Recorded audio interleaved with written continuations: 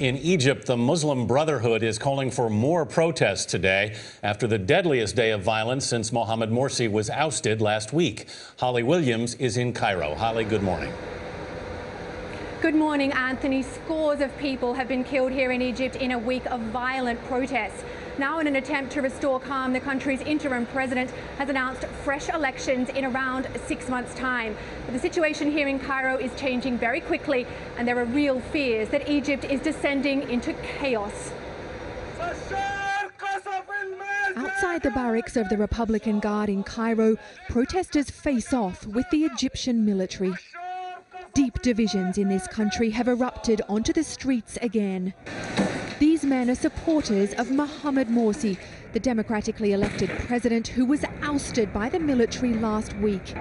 They believe Morsi is being held inside the barracks. Yesterday, the military opened fire on the demonstrators, killing more than 50 people. The protesters say they were praying peacefully when the soldiers started shooting. The Egyptian military denies that and told a press conference they were provoked by an armed attack. But nobody is disputing that dozens of people were left dead. In a Cairo hospital where many of the injured are being treated, there's anger at the army. There were women and children, said this man who was shot through the arm. People were falling in the street and we weren't able to help them. And this man said that his injured son wasn't carrying a weapon, but was holding only an Egyptian flag when he was shot.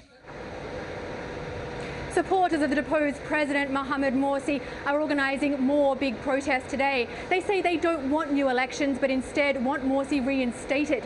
The country's top Muslim cleric, meanwhile, has warned that Egypt could be dragged into a civil war. Anthony and Nora. Holly Williams in Cairo, thank you.